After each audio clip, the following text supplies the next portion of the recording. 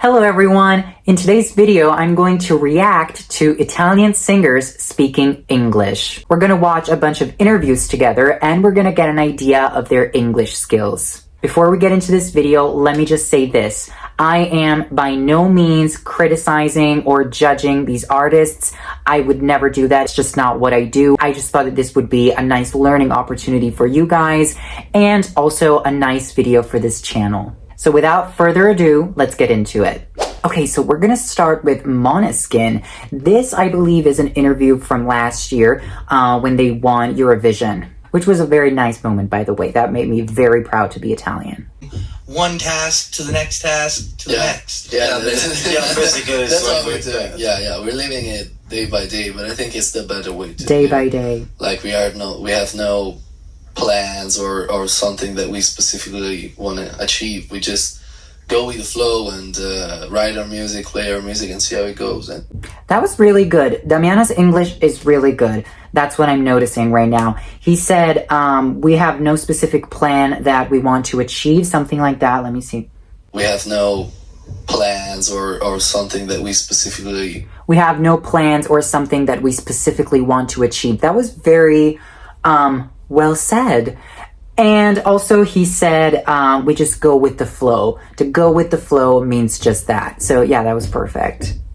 We just go with the flow and write our music, play our music, and see how it goes. And I think that it helps us to stay grounded and to keep the fun part of it. To stay grounded. To stay grounded means to be mentally and emotionally stable. Because otherwise it's just a job. Yeah. The pity is that we don't have too many time to spend in the city, you know? Because okay, he made a mistake. He said we don't have many time. It should be much time.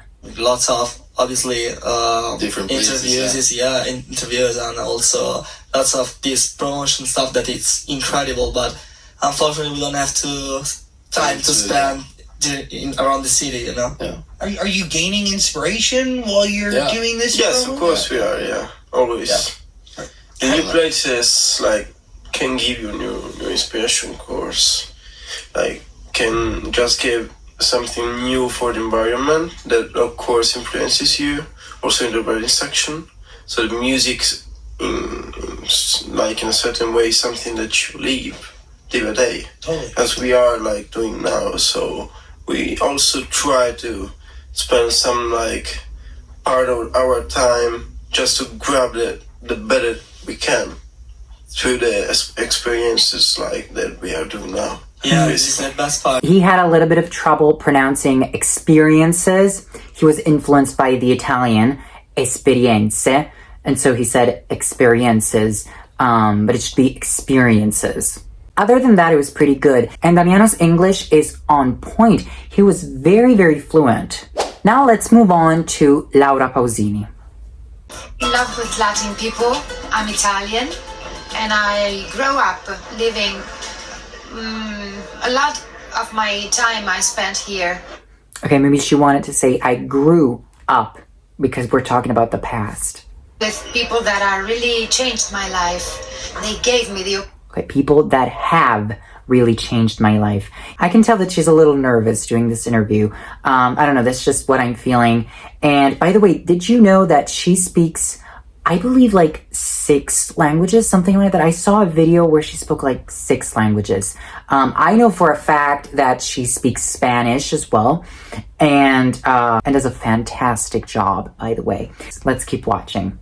opportunity to grow up as a person and then as an artist, because I've always write or sing songs about myself, about my personal life, and they are inside this personal life. So it's a big thing for me to sing my own music all over the world, especially in Spanish, which is my favorite language. That's what I was saying. Tell me about your first experience recording in Spanish, if you remember. The president of Warner Music Spain asked me to try to translate one song, my first song, La Solitudine, that now is La Soledad, in Spanish. I listened to a demo and I felt in love immediately, and I said... Okay, she said, I felt in love.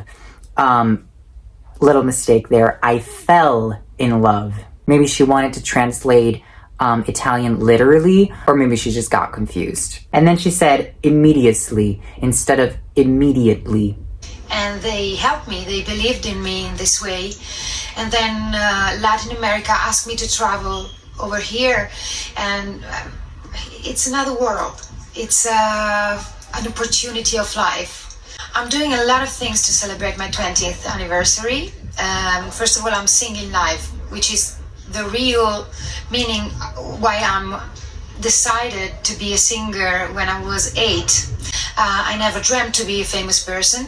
I never dreamt. Then I'll be back in North America singing Italian, Spanish, Portuguese, French, and some songs in English. So I'm very proud of it. A polyglot. She's amazing. I love her. Now let's move on to Elisa. You know, it was like my own little world. It was a way to go somewhere else if you want. I don't exactly know what really inspired. Hold on. Her pronunciation is amazing. She sounds American. Me, and probably the reason why I don't know is because I was so young. I was like a child, basically. I remember writing on this diary, and my sister's boyfriend at that time had this old guitar, and he just gave me this guitar, and it started Okay, I'm shocked right now. I was not expecting that. She speaks it really, really well. It's not just the fluency, it's the pronunciation. It's really good. that kind of simple dream, but then the writing got I was drawn to this. I was drawn to this from a very young age. I am trying to this day to understand exactly why. And I don't want to get mystical or anything because I find it pretty awkward. But I do find it a little mysterious, because I could say it's probably because of my musical background. Maybe so, because I've listened to so much English music. The Beatles, like we said before, Aretha Franklin, Otis Redding. Maybe that's all. Okay, well, I have to say I was pleasantly surprised. I was not expecting her to speak so well. I mean, as I said, the pronunciation was really good.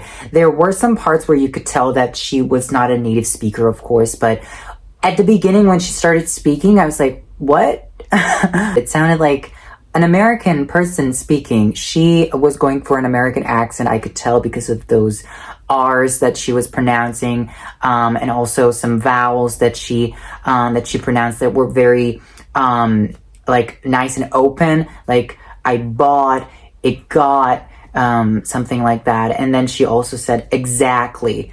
That sounded very American. Yeah, so that was really good. Now let's analyze Il Volo. I mean, we grew up being Il Volo and feeling like being a group. And I can say today being Il Volo means having a second family.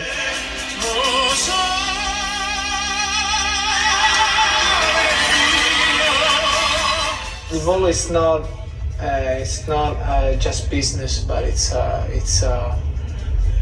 a name full of feelings, emotions, and the desire to make music and live music.